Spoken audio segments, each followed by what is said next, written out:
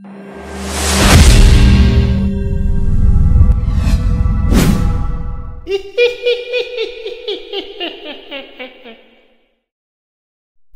তো সেদিন কেওড়া তলায় অমাবস্যার রাতে নেমন্তন্ন গেলাম খেতে ভূতের ছেলের ভাতে।